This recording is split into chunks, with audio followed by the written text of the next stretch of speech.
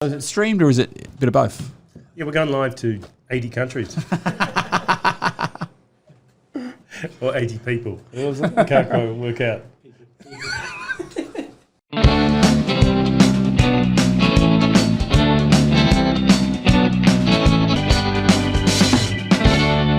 So, Stephen Munnery. Munners. That's it. Welcome to the captain's table. Good to be here. Thanks for inviting us along. I've listened to a few episodes and I'm pretty humbled to be here. So thanks for the invite. No, great. And look, I'm looking at our picture today and I'm thinking you've moved from the classroom to this, to work in this every day. Why? Why not? I mean, there's lots of learning going on. It's probably the best classroom in the world, to be honest. You know, we're teaching the kids a lot, and there's waves, and the kids are having fun. It's just I was a good actually spot being to be. sarcastic. I think this is probably one of the best shots. Well done, Ted. Good photo you found there, and So Munners, let's go back a step. You've been here 16 years. Yep. Came over here as a teacher. Yeah, came over as a teacher. Left. I did the Aussie thing. I did 2 years in England, which actually was meant to be 9 months, and then it sort of just didn't want to go home. And then an opportunity come to Dubai, and at that time I was, as a PE teacher, I was putting up the footy goals, and it was freezing cold, the fingers, and I was like, "And do you want to, an offer come up? Do you want to come and work in Dubai?" I was like, "Count me in." Yeah. So yeah, that was 16 years ago. And you've always had the passion for life saving. So we'll obviously talk into more details of what you're doing now. But so you did that back in Oz as well? Yeah, that was my sport. As a kid, I used to play AFL and cricket and did surf club, and then a typical Aussie. Yeah, doing as much as I could, and then as an adult, I really got stuck into it. I had my bronze medallion. I was doing some surf coaching, and then I just got involved in the competition side of things and got with a great bunch of guys and a great surf club, and it was my life. I loved it. We did 10 good years down there at Kilcare. It was great fun, great bunch. So we were talking about this before, and I think a lot of people, it's very much, okay, I'm not going to say backbone because there's a lot of other sports, but it's very much in the culture of Australia, correct? Oh, 100%. In terms of in summer, like every beach in Australia has got a surf club, and you've got the red and yellow flags, and you've got the patrol guys in the red and yellow, and it's just... It's a sign that summer's there, and you can go to the beach and you can feel safe. So it's like and it's the real heart of the community that's along those beaches, and there'll be the nippers involved, and there'll be mums and dads involved, and there'll be grandparents involved. It's like it is a bit of a backbone for a lot of communities along the coast. Yeah. And so you've been here for this period of time. Yep. You've made the step from teaching to go into this full time, which is congratulations. Thank you. You start officially next term, is that right? Yeah, I mean we started it this year as a bit of a side project, 2 sessions a week, and the interest from the community has been immense. Yep. The interest is there. They're loving the sport. A lot of my current members are recommending their friends to get involved, and every day I'm getting can I join? So it's like the interest is there, and I'd love to cater for more kids to take part in our sport. So going back a step, you've been watching here from the sideline all these years, and we've got this magnificent beach. There's never been really anything here. Obviously there's another group that's there now, and you're gaining into it. But so what have you been doing? How? Yeah. I mean, this must have been quite crazy. I don't know why I haven't done it years ago. Yeah. Like I had all my friends were like, "Munners, you got to start something up. You've got to do. This is your sport. Why? You got to do something." And I guess I was passionate about my sport, and I was involved in heads of PE role and leading departments, and I really loved that role. Kids in sport that's what I do, and I had a young family, so I guess I didn't really have much energy and time to. I get to my weekends and I was pretty cooked. Yeah, right. And then I guess COVID hit, and it sort of school sport got put on hold. I had a lot more energy, and the wife was like, "You got to get out and do some stuff." And then I guess the penny just sort of dropped. All right, let's do it. Let's go for it. Let's set up a club. And so it's more than just learning to swim. Yeah. I mean, okay, I've got a young family. Ted's got a young family. Let's get him in. What's you're going down there to do what?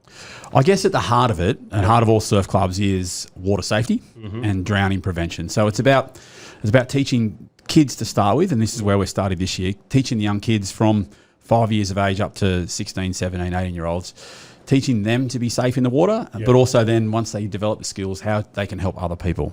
So it's all about drowning prevention and water safety, but there's so much more to it than that. There's the volunteering aspects where older kids come back and help coach the younger ones. We're going to be involved in some events, water safety wise, in the region next year, various events, some inclusive events, and then there's the competition side as well. So there's more than just the sport. It's there's a little slogan, Nippers, it's more than a sport, because there's so many different angles to it. There's the life-saving element, there's the volunteering element, there's the fact that the kids can be involved, mum and dad can be involved, so it's a real, I don't know, it's just, there's so much to it, there's so many elements to it, And, it's obvious.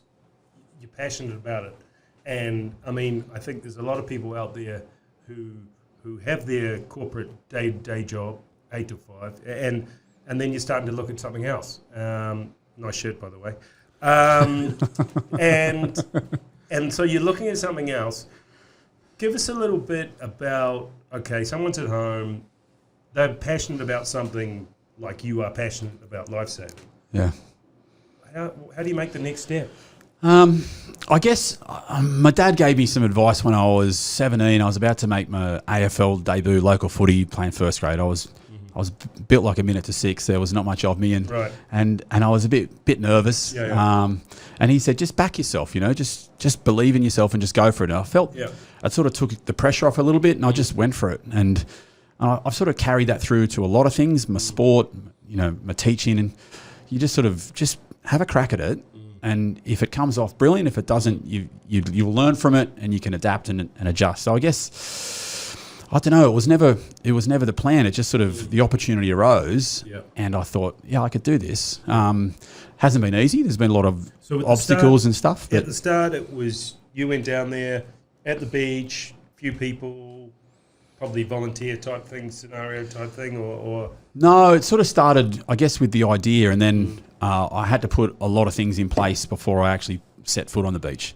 Okay. For me, I guess with my surf life saving background, and I guess the way I want to run things, I wanted it to be really good, and I didn't want it to be ad hoc and start, I wanted it to be world class, and I wanted it to follow safety standards. And I guess through my connections with Surf Life Saving Australia, Surf Life Saving New South Wales, I was able to, I guess, follow the blueprint and set it up right from the start. And I guess the first step was, who can I get to coach? And I put a call out, and I got some amazing coaches. Like we've got the most amazing team of coaches, and from that, well, then we need some water safety crew. We need some age managers. We need a club. We had to build it from scratch. So, and these are people that have another job as well. Yeah. So anybody that wants to get involved, who might want to get involved, who has a bit of a passion for it, it doesn't have to be a full-time thing. Yeah, no, I mean, it's this year it's been a side project. We run a session on a Friday and a Sunday, and all my coaches are doing something else. They're either got a few PE teachers, a few mums that have done some surf life saving, a few, one of my guys, he's a podiatrist, Craig. His background is in Victoria surf life saving. A lot of crew open water swimmers and some surf life savers back in the day. So it's a real mix, and we're sort of learning off each other, and we're upskilling each other. So the lifesaver will learn from the teacher how to deal with kids and how to motivate kids and how to keep them on track, and the teacher will learn from the lifesaver. So it's been a real learning process and a real collaboration amongst the coaches. But it's been, if they didn't, from the community, if they didn't put their hands up to get involved with Vikings, it would be me with 10 kids on the beach, and that would be cool. But the interest from the community has been phenomenal. But I think it's interesting, as we were talking earlier about, you go back to Australia, and which has been going on. This has been going on for years and years and years. Yeah. And you've got maybe that 60-year-old, that 70-year-old that's done it all through life. We're starting from square one here, aren't we? Yeah. Oh, it was wild. I sort of got the idea about sort of June, and the summer, I guess, COVID blessing and a disguise. It was like I had the time and energy, and then the travel restrictions over the summer, I was able to sort of stay put and hunker down and really put everything in place that I wanted to put in place for the structure and the policies and the kit and the boards and the coaches. So I guess it enabled me to put that time into, and as a PE teacher last year with not having school sport, which was a real shame for the kids, and every school, you didn't get sports days, you didn't have competition, so it was a real blow. But on the flip side, I finished the school year and I had loads of energy. Right. And so I worked through the summer, doing some crazy hours, just getting everything that needed to be put in place from scratch. So what's been the biggest learnings that you've had out of this? I guess it was sort of adapting the model to fit Dubai, if you like. Right. So it was, like I couldn't just pick up Surf Life Saving Australia, the Nipper model, and plonk it on Dubai. It had to fit. What happens if you did? I guess what's the difference? What's the biggest differences? I guess most clubs in Australia run their nippers through a volunteer setup. Sure. And I guess for me it was, and Dubai is very different. You've got to have a trade license, you've got to have insurance, you've got to have, in surf clubs it's already provided, and the mums and dads will have ample background. So for me it was, it's got to have, I guess it's like it's got to be authentic. Yeah, sure. But yeah, it's got to fit the model of Dubai in that I wanted it to be outstanding. I wanted that hour on the beach to be the best hour of the kids' week. Right. And I challenged the coaches and the age managers. I said, I want it to be our best hour as well. I want us to really enjoy this, because at the end of the day, we're imparting some pretty important skills and lessons, but I want it to be great fun, where you're looking forward to it. You finish the session and you're buzzing, and I think we've done all right. I think there's that real good feel to the club, So it's a Friday, Saturday. Yep. And you're there for, how long does the session go for? Just an hour. You probably could do longer at certain times of the year, but the start of the year, end of the year, it's a bit hot. And is it the same routine every time, or are you doing life-saving? It's a mixture of different things. So it could be some, a mixture of running, swimming, board paddling, like the classic skills, and then, beach flags, and you build in life-saving skills. But we sort of started out really building fitness and building swimming and building confidence to swim in the open water, and paddling skills. We had some kids that had never paddled boards before, so we're sort of upskilling, and then we're at the point now where we're introducing a lot more rescue techniques, because the kids, we know where they're at, and they're getting pretty good in the water. Yeah, right. So we can sort of, but I guess, and that's where I bring my teaching to it. I want to progress. I want them to have fun, but I want them to finish the term in a much better spot where they started.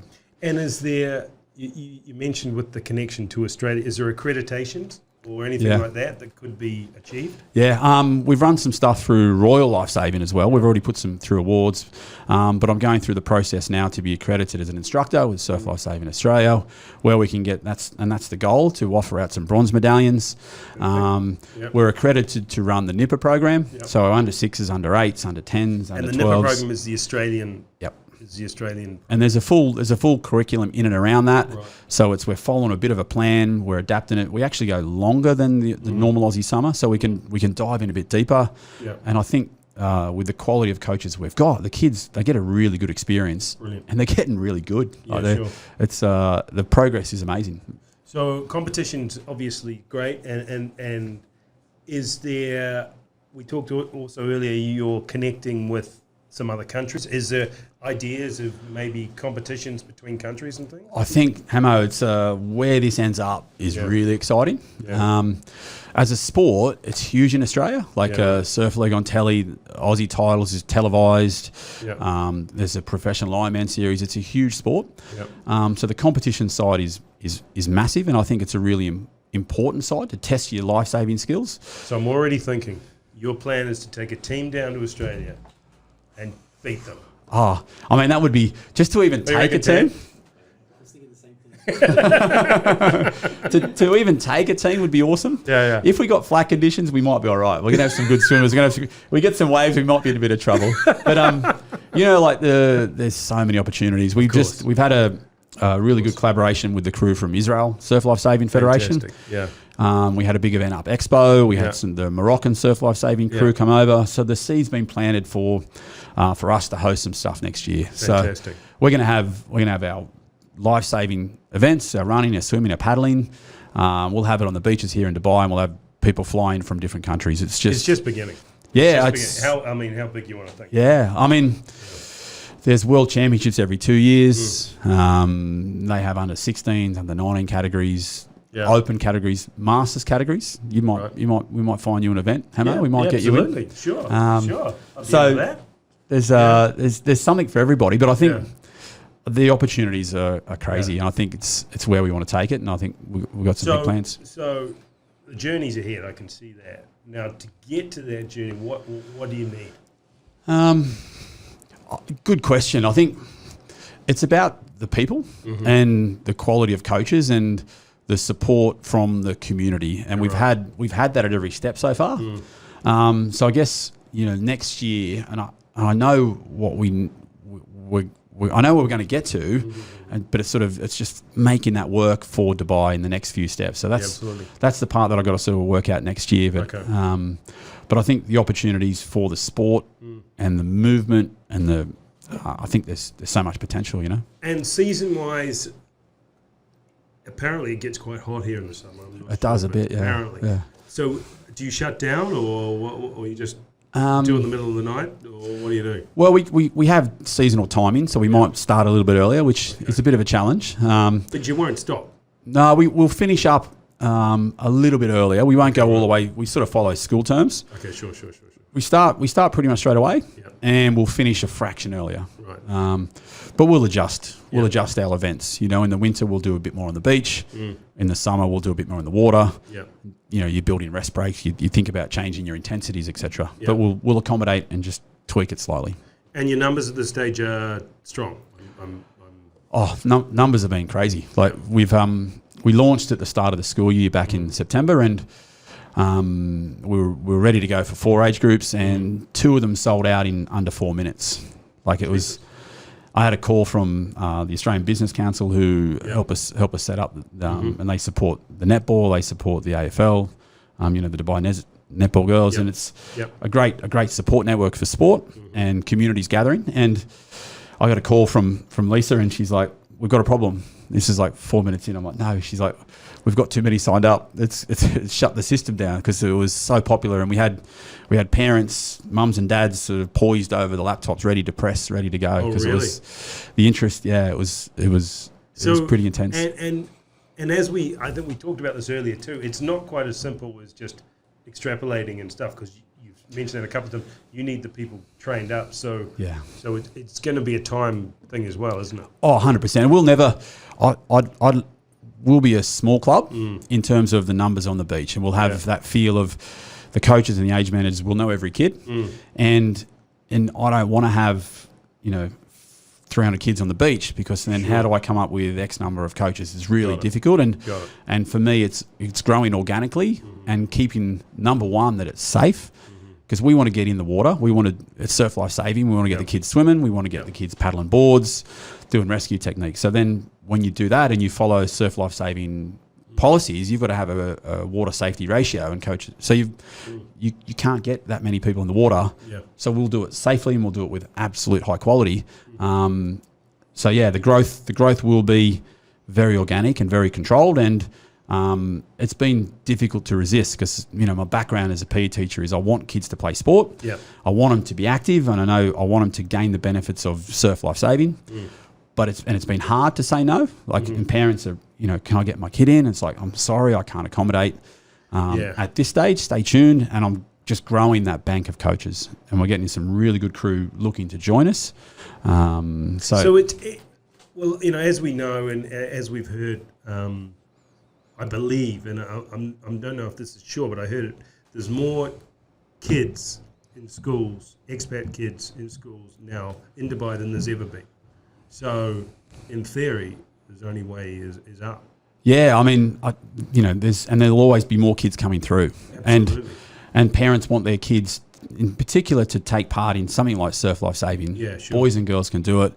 We've got the minimum entry standard of you've got to be able to swim 25 meters. So if you can meet that, we know that you can keep yourself safe. But that doesn't control who we can get in. So it's very inclusive to who can join the club. And boys and girls, and from whatever country, and I get some parents. What is it? Oh, come and have a look, and you'll see what it's like, and then they want to join because it's active, it's healthy, it's I mean, the government body, they love this stuff. It's obvious, fitness and getting things going, and I think you know, what we've seen over the last few days, we were talking about this earlier, there's a lot of people that really don't know how to swim. Yeah. And, you know, taking Vikings aside, because you can't solve the world's problems, you can't solve. How do you think the country could look into this thing? In that, there's, you know, you get different days down here, like we've had recently, where you have 5,000 people in the water type thing. Yeah. I mean, Dubai is a great place. I love it. There's so many different cultures, so many different nationalities here calling it their home. Yeah. And the beach is free. And we want to go spend our time at the beach. And some days it's very calm and it's very safe. Other days we get some waves and it's not safe. And yeah, sure. Unless you've got the skills and the tools to keep yourself safe, it's a really difficult thing to manage. Yeah, right. You know, over the Eid long weekend, we had some good waves. And it was great surf, but it's the perfect storm because everyone's got the time off and they want to get down the beach. And it's on my radar, and it's something that I'm really looking forward to directing some energy to, because I think that the water safety message is at the heart of what we're doing. Nippers can prevent stuff.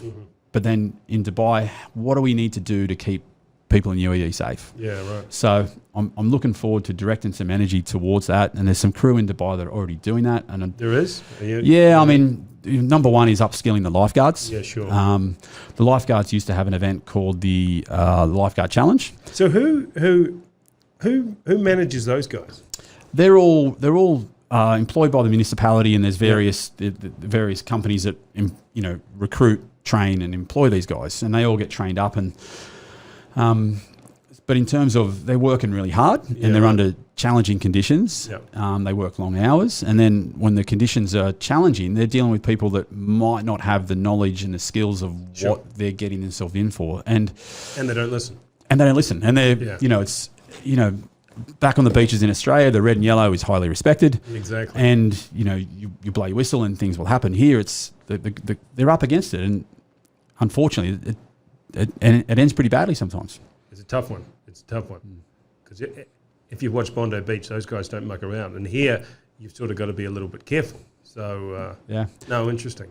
No, I mean, water safety is massive anywhere, and you look at the stats on drownings across the world. It's an issue in every country, and the water is wonderful. It's amazing. We love surfing and boating and swimming, but it can be quite dangerous. So even today, our session, we had a session on the beach today, and we had a young family. A young girl went into the water and she wasn't supervised, and she ended up face down, and the dad spotted her, dragged her out. We were training, and one of my coaches has gone over and put her in the recovery position, and she came to. The local lifeguards come across, and it ended well, but it can very quickly change dramatically. Yeah, it could be a different outcome. So what do you need today? It sounds like it's going there, but instructors are the people out there that you need. What if our little podcast can help you out at all? What is there something that you're looking for now that you don't have? Good question. I guess it's to accommodate the need, and that's based on instructors. So anyone that's got some surf life saving background or interest in swimming or water safety, and if you've done something in the past and you'd like to get involved, reach out to us. Because the more quality instructors we've got, the more we can accommodate in terms of running the program with more kids. Sure. So I guess it's the quality of provision, and had some cool stories. I had one mum bail me up in the car park one week, and she was like, "I'm on the wait list. How am I looking at my chance?" I'm like, I'm full at the moment, but the next week she rocks up and she's like, "My husband used to do surf club. Will that help?" I'm like, "It certainly will help, because we need more coaches, and that will enable us to offer some more places." So we're very much at the moment, the growth and the expansion is limited by how many quality people can I get on the beach as coaches and instructors. Because do you get mum and dad dropping kid and then see you later, I'll be back in an hour, or are they hanging around? I reckon we've got a real mix. You're right. And I'm okay with that. And it's like, it's Dubai. This is the sort of the transition to make it work for Dubai. And if it was purely volunteer across the whole board, I'd want 10 mums and dads in the water and all helping out. But I didn't want to rely on that ad hoc come and go. I wanted my specialist coaches to be consistent and know all the kids, and know that last week they swam that far and they did really well, but next week I actually want you to do a little bit further. So I wanted consistency and I wanted quality. Right. But yeah, I mean, mums and dads, some will drop off and some will go for a coffee and they'll be nearby, and that's okay because it's like it's a real an independence thing too. Yeah, it's like let the kid go, and I take that as a bit of a compliment, and they trust us and our water safety provision and our quality of coaching, that they're happy for their kids to be in the water with us. So I take that as a bit of a compliment. But also, some will go for a swim, some will go for a run, some will stand by and cheer, and that's also cool. So it's a bit of a mixture, to be honest. And quite a few actually do volunteer and do help out. Brilliant. So starting age is? We start at 5. 5? Yep. Start at 5 and we go up to, we've got some sort of 16, 17-year-olds. Okay. Next year I'd like to get some adult stuff going on. We've got some of our older teenagers, and, it's a bit of a mix of ages, and they feel a bit, so I'd want to keep them involved next year. So we'll run some adult stuff. And if you want to get in contact with you, how do we get in contact with you? I guess the best bet would be our Instagram page, our Viking Surf Sports. Yep. On that bio link, there's a bunch of stuff. If you want to volunteer, if you want to coach, or if you want your kid to be involved, there's some different links to register with that, and we'll use that then to direct our energies as to we've got 40 new kids that have joined and they want to do under 8. So that will direct us, all right, Munners, you need to put some under 8s on. So that'll be the best bet. And maybe some people might just want to come down and have a look and see what it's like. Yeah. So they come down here? Yeah, come down to Nesnas Beach. Nesnas Beach. So that is what's the easiest way to get there? I guess using the cafes. On the Friday, we're in front of Circle Cafe. And then on our Sunday session, come down between 7 and 8 at Rhoda Beach Resort. Beach Road, you turn off at whereabouts? Yeah, punch in, first one on the Friday, punch in Circle Cafe. You'll see us at the bay on the left. And then on the Sunday, we're down in front of Rhoda Beach Resort, in front of the guys that do kite there. Some good fellas there that love their kite surfing. We'll go in the morning when there's no kite surfers, so that's all right. Brilliant. No, that's great. Well, I mean, I think it's very exciting, and there's only one way it's going to go, because it's important. The weather's great all the time. I mean, what more can I say? I think fantastic. Good on you for making the step. Yeah, it's a bit daunting. I've been teaching for 20 plus years, and it's like there must be the teaching. There's obviously a lot of crossover. I still consider it's still teaching. Yeah, sure. I've still got kids playing sport. I'm still sort of managing some coaches. I'm dealing with parents. I'm keeping kids happy, keeping kids safe. So it's very much right in the sweet spot. But you're doing what you love. And it's my sport. Surf Life Saving gave me so much. It gave me my best mates, my best man at my wedding, and all my friends and stuff. Some memories traveling with the sport. I went to America, went to New Zealand. Great place, New Zealand, by the way. Went to Italy to compete across Australia. So the sport gave me a lot, and I feel pretty humbled to be able to bring that to the kids in Dubai. So. Awesome. Well, that's great. Well, thanks for coming on today. Cheers. And keep in touch. Will do. And we'll talk to you soon. Get some more shirts off you. I need some more. Good stuff. Thanks, mate. Cheers.